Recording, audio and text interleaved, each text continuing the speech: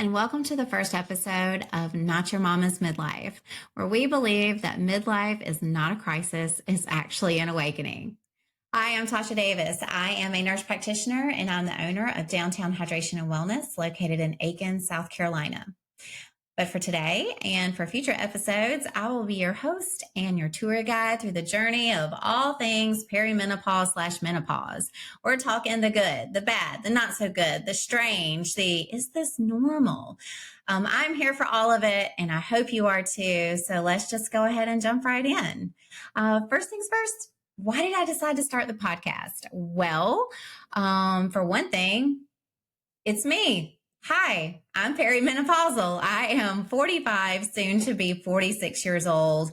And I got to be honest, the research that was available to me and the things online I was seeing, it was a lot of negativity, a lot of pretty scary things when you start looking up, signs and symptoms of menopause and perimenopause and what to expect. And it was, a lot of the hot flashes, a lot of the irritability and the mood swings and new onset anxieties and difficulty sleeping and the brain fog. And all of those things are very real when it comes to perimenopause and menopause with our hormone changes. Absolutely. Did I experience those things? Absolutely. However, there are so many other things to this transitional period in our lives, and that is really what I want to focus on with this podcast. The learning who you are, right? Outside of the role of wife and mom, the being brave, the figuring out things, relationships that serve you or don't serve you anymore, being okay and understanding how to set healthy boundaries, learning to not be apologetic for feeling or thinking a certain way, giving yourselves permission to be human and to be imperfect. So I want to talk about those things because I got to say, of all the stages that I've gone through in my life, this is by far my favorite. I have just embraced this transitional period. It has done me well.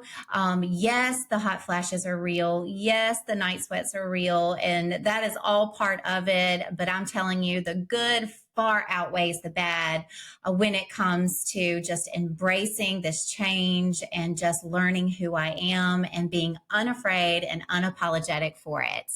The next thing is that, as I mentioned earlier, I own a wellness clinic in Aiken, South Carolina, and I see so many women week after week, month after month, and you guys are experiencing a lot of these same things. And I feel that there is just such a relief when women feel validated, when they just have someone who listens to them and says, yep, that sounds about right. That tracks. And then I do share some of my personal, parts of my personal journey during perimenopause. And, it's just like this overwhelming sense of like, oh gosh, really? Okay, so let's do that. Let's be positive about it. Let's embrace this change, and let's figure it out together. And I gotta say, it's just been such an eye-opening experience, and I love that for my patients. I am their biggest cheerleader, and so I'm here for it. And like I said, I hope you are too. Timing wise. So why did I decide to start it now? I heard someone say, aren't you busy enough? Well, yes and no, because I feel like I can really just accomplish so many things. And again, that has just come during this perimenopausal phase of my life. I really just feel led to just create, and that feels so good for me. And as far as the timing goes, if you have been into the clinic recently, you know that I just returned from a trip to Ireland. If it is not on your bucket list, by the way, it totally should be. It was amazing, worth the wait, worth the trip, worth the almost heart attacks driving on the other side of the road. It's worth it all. Just go. Trust me, you will not be disappointed. One of my highlights was actually standing at the cliffs. I mean, I was telling a patient the other day, there's just something so powerful about feeling so small. And that's how I felt standing on those cliffs. They were just magnificent and just amazing. And I felt so small, but it felt so comforting in that moment. And so it does get frustrating that the pictures and the videos do not do it justice, but that feeling is just still there. And thank you, Ireland, for that. But the second most favorite thing that I did was we went to Kiss the Blarney Stone. It was actually not part of our original itinerary, but we kind of threw that in as the trip got closer. And I'm so glad I did. We made the treacherous climb up to the top of the castle. That's a whole nother story. But I made it, and that's all that matters. I did it scared. Got there. FYI, they hang you upside down to kiss the Blarney Stone. So just in case you did not know that, just tuck that away in the back of your head so you will not be surprised by that. But they hang you upside down to then kiss the Blarney Stone. And if you know anything about old folklore, now that I have kissed the Blarney Stone, I have the Irish blessing of the gift of gab. So I thought, what better timing, right? The gift of gab. I want to start a podcast. So I figured, you know what? Now's the best time to do it. So that's where we are, and that's where we landed. And I hope and pray that this podcast is just going to, again, just give you that encouragement during this time of your life to just embrace those changes. Some of them can be scary. Change is scary. One of the biggest changes for me was figuring out who I am, who Tasha is, because for so long, my identity was actually wrapped in my role. And I didn't understand what that meant until I got to this part of my life. And many of us, just identify as mom, right? So that is our number one priority. And so that's how we identify ourselves. But what happens when, they grow up and they don't need us as much? So for me personally, my oldest son is a junior in college, and he's about 4 hours away from here. And my youngest is a senior in high school. So I am this close to being an empty nester. And full transparency, I did not handle that very well when my oldest son was a senior in high school. I was very sad. And I had to force myself to celebrate things. But for me, it was just an overwhelming sense of like doom, like something was ending. And I was just constantly grieving, his last prom and, his last this. It was always the last. And so, and now coming out on the other side of it, I understand why I felt that way at the time, because it's the fear of the unknown. What does it mean? What does my role become when they are grown and out of your house? And I got to say, I love our relationship now. I love that transition from mom to mom of a young adult. And so now I'm actually able to enjoy my younger son's senior year a lot more because I am aware that there's some good stuff ahead, right? I'm not afraid of it anymore. I'm actually excited for it. So I think that for a lot of us women, we are just in this transition, and that fear of the unknown can cause some pretty shaky ground for us. We have to start reevaluating not just who we are, but the relationships within our lives. We have to, sometimes it shines a light on our relationship with our spouse. And sometimes it shines a light on relationships within our friend group. And, those dynamics, when you change and when you evolve during this transition, sometimes the dynamic between you and others, that can change too. And it doesn't necessarily mean that there's anything wrong or negative attached to that relationship or that friendship or that person. It's just all part of growing and finding out who you are and who you want to be. I hear women say, I've had a good marriage, but things just feel different. Or I've been at my job and I'm happy at my job, but it just doesn't fit the same anymore. And to that, it resonates with me personally. I had a job for many years and nothing with the job changed, right? So I still had the same position, still had the same responsibilities. Nothing about the job itself changed, but the thing that changed was me. I became very aware of what I wanted for myself and what I wanted for my future self. And so then that's when the being brave comes in, and you just start just reevaluating kind of what your future looks like and how you want it to look. And then you decide, you know what?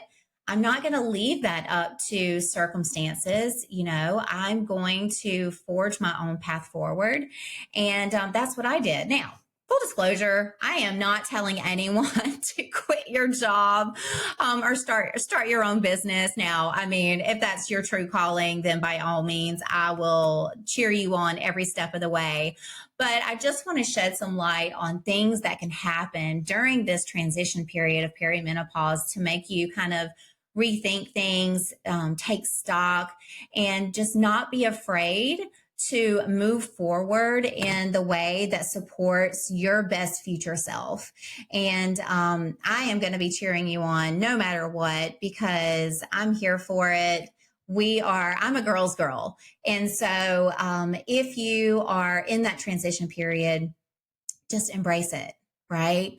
Just embrace it. How do you know what's right for you? How do you know what the next step is? Well, a lot of you may not like this answer, but sometimes you just got to sit still a minute, right? We're so used to just pushing through, pushing through, pushing through. When you're pushing through so much, it makes it hard to sit still and figure out what your priorities are, what you want for yourself, because we're just kind of in that little hamster wheel of just like going and going and going. So I just invite you to just sit still with yourself, take stock internally, meditate.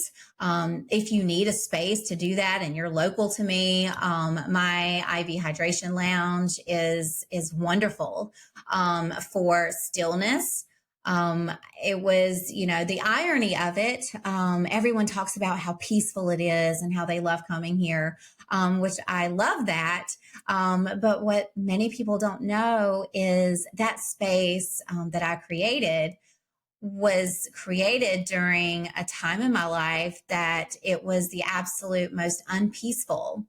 During leading up to opening that year, I had experienced some pretty traumatic events that just kind of shaped things for me and really caused me to do some internal work, right?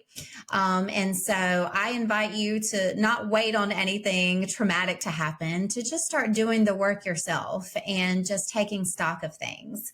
I will tell you a funny story. So, as I mentioned, there were some traumatic events that happened in my life. And so I was in counseling, and highly recommend counseling. It's great. But I had a meeting with my counselor, and she looks at me and she's like, okay, Tasha, you have PTSD. And with PTSD, you are going to think everything is a good idea. Everything's great. Like everything's a wonderful idea. And you're going to be very excited to do all of those things. And I am here to tell you that that is actually a symptom of PTSD, and that you should just not, right? Just this is where we want to live right now. We want to live even. We want to live, in a place where we're not making big purchases. We're not signing contracts. We're not quitting jobs. We're not starting, all of these big, anything big, nothing big right now. We're just sitting still. Okay. So fast forward, I'm like, yeah, no problem. No problem. I can sit still. I welcome sitting still. Well, that sounds great in theory, but see how my ADHD works. That doesn't really work for me. So anyway, the next week we had a follow-up appointment. She's like, how was your week? And I'm like, it was great. Had a great week. She's like, oh, wonderful. What happened? What made it great? And I'm like, well, I bought my dream car. And the look on her face was like, oh, you did what? And I'm like, no. I know you're going to say it's PTSD. It is not PTSD. I promise. This is my dream car. I've always wanted it. And, girl math, right? It was girl math. I am great at girl math. I can make it make sense 6 ways to Sunday.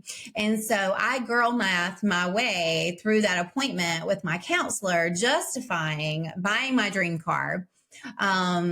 Side note, she is a 1979 convertible Volkswagen Beetle. So anyway, so move forward. A couple weeks go by. We do another check-in. She says to me, how's it been? I'm like, it's great. She's like, oh, okay, wonderful. What makes it great? And I say, well, I decided to quit my job and start a business. And so I went and picked out an office space and I signed a year lease on it. And guys, when I tell you the look on this poor girl's face, she was just about to come through the screen. We were on telehealth. So she was about to come through the screen and she's like, oh, can you get out of it? And I'm like, no, why would I get out of it? This is what I want to do. And she's like, okay, but we talked about this. And I'm like, I know. We talked about it, but that's not it. Girl math, back at the girl math. So fast forward to leading up to my ribbon cutting and the first couple of months that I opened my clinic. And all I could think, guys, was please don't let this be PTSD. Please don't let this be PTSD. So thankfully, I do not feel that it was. My girl math was spot on with the car too. So I learned so much through that process. However, I do know what she means when she said, don't make any big decisions because everything's going to sound great. Because there have been some things that I thought, oh, that sounds great. And then I thought, you know what? I'm just going to sit still. I'm not going to roll the dice anymore. It worked out the first 2 times, but I'm going to sit still a minute. So anyway, that's a little funny story about how things came to be with Downtown Hydration and Wellness leading up to it. But with the traumatic events that happened in my life, it really, again, it forced me to just really take stock of what is important in my life and how I want my life to be moving forward. What does it look like? What do the relationships in my life look like? They always say, keep your circle small. And you really don't get it until I think you're on this side of things, right? Some things you can't be taught. Some things you just have to learn. And so I just hope that through our episodes on the podcast, we're just gonna, like I said, just shed some light on some of those things that you're not going to find on the internet, but are a major part of this menopausal journey. It's been a wonderful transitional period in my life. And I hope and pray that it's going to be a warm and welcoming transition for yours. If you're not there yet, good. Be prepared. Go ahead. Start pre-gaming with your perimenopause. And if you're in the menopausal, postmenopausal phase of your life, I hope you chime in and you echo the sentiments of this podcast, because I see my postmenopausal patients and they're there, right? They have arrived. They're at the, the We Do Not Care Club. They are at the We Do Not Care Club. And And I love that for them. And I love this transition for me. And I love this time in the life for you as well. So I look forward to so many episodes moving forward. If you have any questions or if you have comments, please reach out. You can email me at info@downtownhydration.com. And I hope that you have a great rest of your afternoon. And I look forward to our next episode together. Bye, guys.